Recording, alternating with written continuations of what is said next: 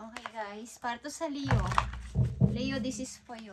Ngayon ay September 6. At kapag hindi to na download o na-upload today, tonight is bukas na to guys. Mahina wifi natin. At ito ay September 6. Okay.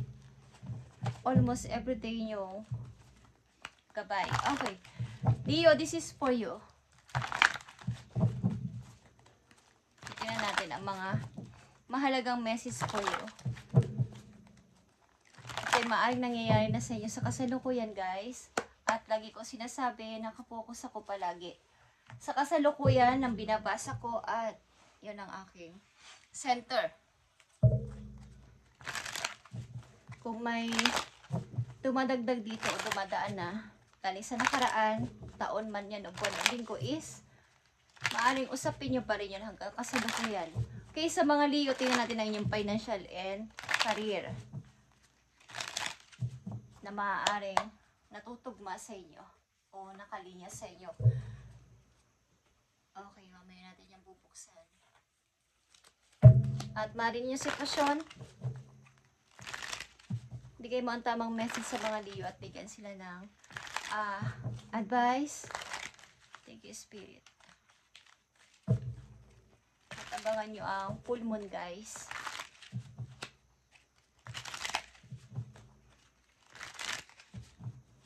Pwede kayong mag-manifest kung gusto nyo lang. At magpasalamat na rin sa moon at humingi ng energy sa moon. Okay, maaari ninyong sitwasyon yan, guys. Leo, ang ilan sa inyo ay may dinadanas na mahirap na sitwasyon. Maaari may nagmamando sa inyo. Para to sa Leo. Okay? Tingnan natin ang mga dapat ninyong malaman.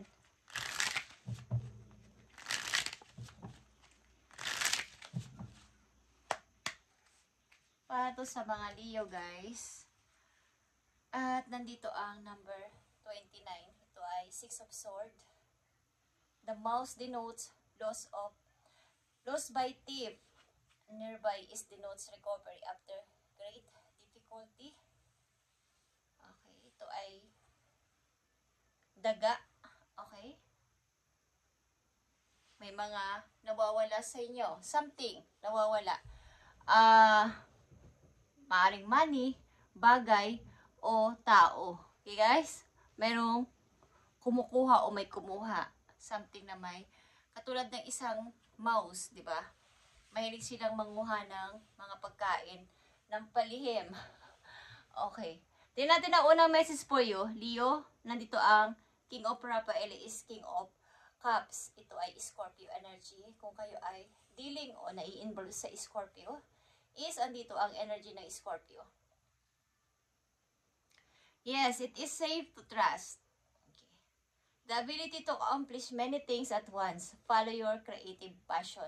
Para sa mga Leo na nandito sa reading, follow your creative passion. Ano man yung passion na inyong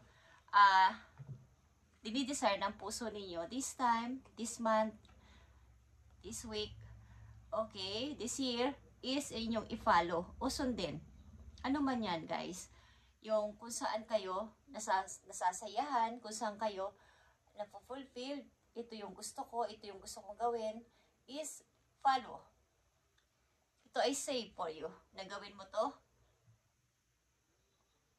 Ito isang beses mo lang gagawin, pero talagang matutuwa ka. Dahil ito talaga yung gusto mong gawin sa buhay. Okay? Ang ilan sa inyo is may warm na heart. Available ang inyong emotion. Any kind na mga tao na inyong namimit sa paligid. Available. Parang lagi kayong mahilig, kumbaga, ina-approach nyo. Ni-entertain nyo. Kahit ano man yan at sino man sila. Is madali kayong lapitan. Okay? Sa mga Leo na nandito. At kung para to sa inyo is para to sa inyo. At sa inyong financial and career sa mga Leo, windfall is here. May mga paparating na mga money sa inyo guys. Okay? Sa mga Leo na nandito sa reading. Your finances are currently in a positive cycle. Sa inyong current situation, ang inyong money ay maayos naman ang pagdating. Parang hindi naman kayo nauubusan sa mga Leo na nandito. At paparating pa ng paparating yan na parang umuulan o dala ng hangin, guys. Kumbaga, madali lang pumasok yung kaperahan nyo this time sa mga Leo na nandito. Madaling pumasok. You're about to receive a financial windfall or pay raise. Maaring ilan sa inyo is tataasan ang sahod at mayroon kayong marireceive na financial windfall. Guys, sa mga Leo na nandito sa reading, ito ay inyo nang angkinin at i-claim at sasagana ang pagdating ng money sa inyo. Kung ano ang ilalagay natin sa utak natin, sa isip natin, at tatanggapin natin ang buong puso, yan ay bibigay sa atin. Okay? Kung anong nilagay natin, positive or negative, yun ang mangyayari. Okay, guys? Sapagkat ang ating isip, ang ating dila ay mayroon silang magnet. Pag sinalita natin negative man yan o positive, yan ay mangyayari, guys. Okay? Now is the perfect time to treat yourself or make that big purchase. Okay.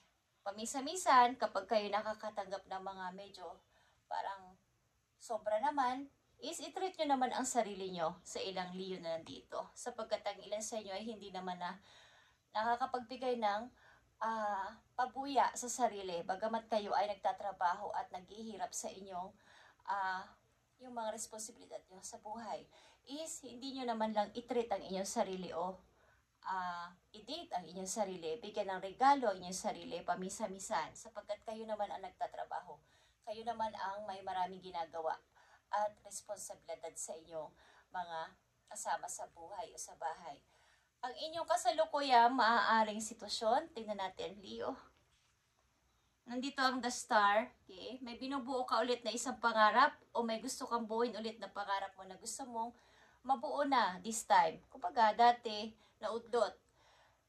Sa ngayon, gusto mo itoong ulit na parang umpisahan, restart. At pipilitin mo na ito ay maging balanse, hindi na ulit magkamali at kumbaga makompleto na yung iyong big target. Okay, at nandito yan sa King of Cups, sa una niyong message. It is safe to trust. Follow your creative passion. Creative passion, parang mga naiisipan yung bagong idea din. Guys, halimbawa may mga naiisipan kayo sapagkat ang ilang Leo na nandito ay mahilig sa arts, sa painting, o ano-ano na parang DIY, yung mga pag-create something. Create is magaling kayo doon, guys. At message pa para sa inyo, sa kasalukuyan ninyo is ito ay inner child or Six of Cups.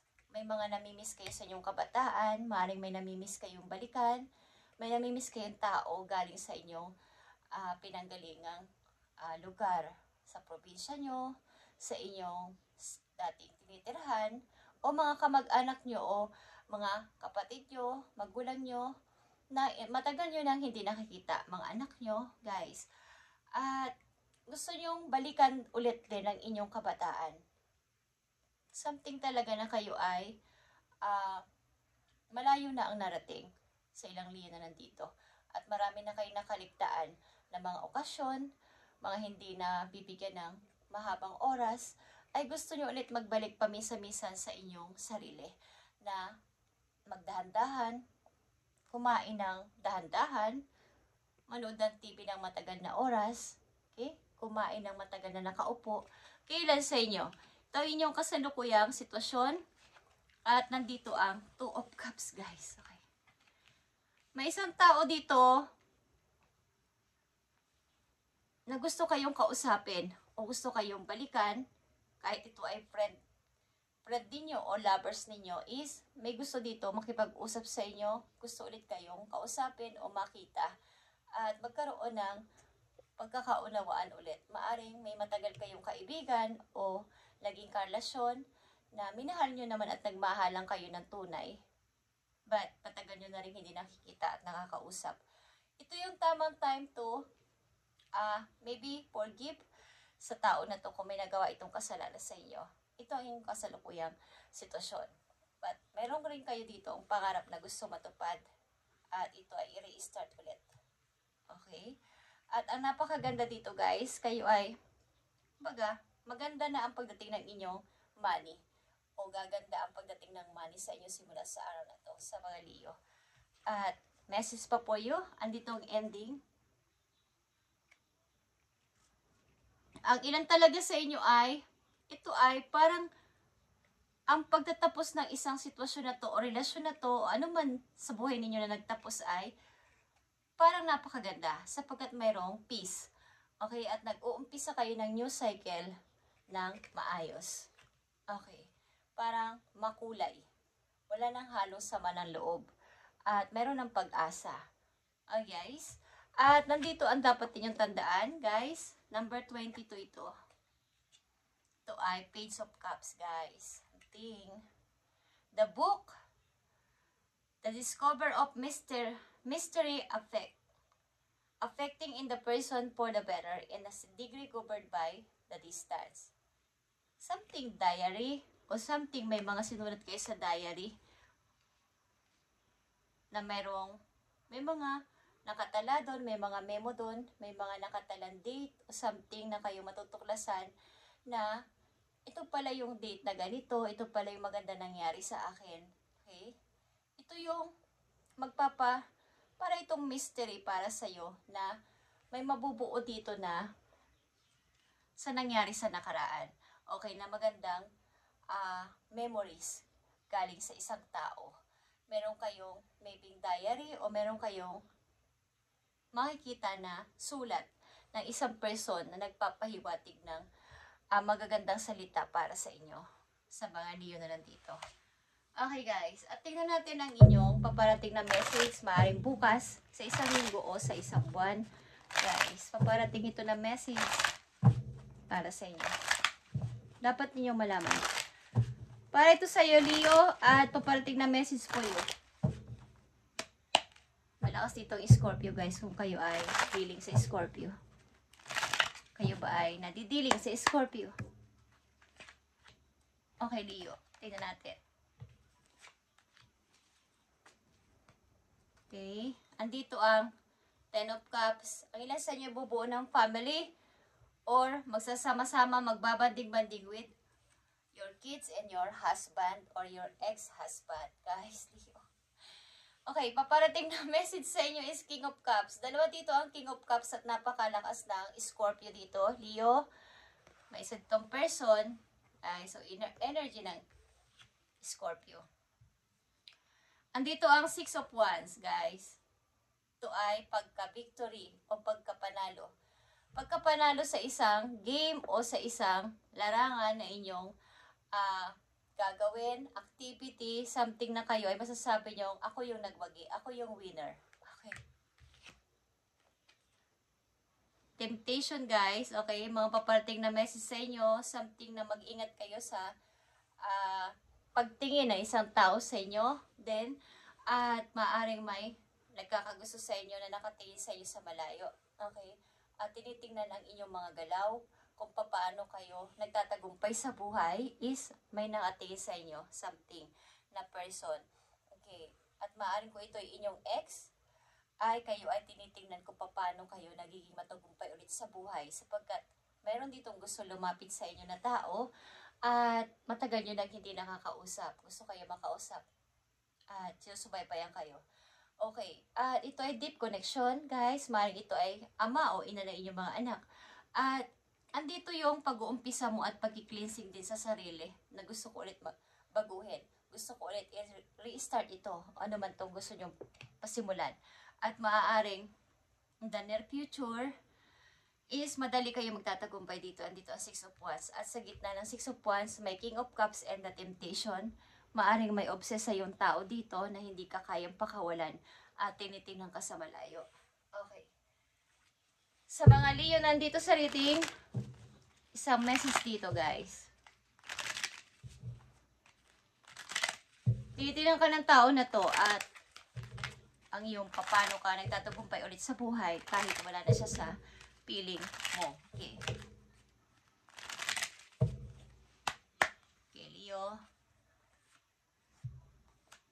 Andito ang bee or honey. Honey bee. Okay, Leo. Katulad ito ng follow your creative passion. Ito ay productivity. Katulad ng mga honey, sila ay mga creative. Ma-productive. Okay? Ginagawa nila yung pulot nila. At ito ay sobra talaga yung naiitulong sa mga tao. Okay? Kapag bumili kayo ng honey is sobra yung ginagawa nila sa kailang bahay, di ba? Kung paano nila yung ginagawa is hindi ko rin maintindihan sapagkat nakaka-amaze kung paano sila gumawa nun. It's time to examine your productivity, disorganization, and indecisiveness may be causing you to miss opportunities. Take a moment to prioritize your goals and get a clear view of how to get where you want to go and what it will take to get there. Okay. Maaari talaga na may hindi kayo natapos o may na-miss kayong opportunity like I said at gusto nyo re-start at gawin nyo to sa lalong madaling panahon. Kung may opportunity ulit na babalik is sunggaban nyo na at huwag nyo nang pakawalan. I-prioritize nyo. Parang i-prioritize na ito na yon. Ito na yung big target ko at hindi ko nito papakawalan. Maging ma-productive kayo. Productivity is here at maaaring ang tawag nyo sa inyong kasintahan o asawa ay honey or honeybee o bee. Baby. Natutuwa ako sa inyo, guys. Okay, meron kayo na-miss na opportunity, kaya ito ay inyo ulit parang i-restart at dahan-dahan na, guys. Huwag nang magpa-dalos-dalos, something balance. Kung merong hindi man, nakita nyo ba ang paa niya, is binabalansin niya para hindi matapon yung pagsasalin-salin niya sa cup nandito na may laman tubig. At nandito din ang 2 of cups. Maring binabalansin nyo rin kung nasa relasyon kayo, gusto nyo umabot sa talagang masayang family ito kung magtatatag kayo ng isang magandang pamilya ulit. Again. Okay, isasaya kayo dito. Okay guys, thank you Leo and God bless sa inyo lahat guys. At pasimulan nyo na to habang maaga pa at kayo ay magtatagumpay. Ano man ito ay may kinalaman sa inyong passion bilang isang ma-create na tao. Ang Leo din kasi ay creative na person. Okay, at konti ingat lang din sa mga taong pwede sa inyong manakit. At tinitingnan ka, may obsess sa'yo ditong person, something nag-i-stalk sa'yo. Nakatingin siya sa'yo. Okay? Thank you and God bless Leo.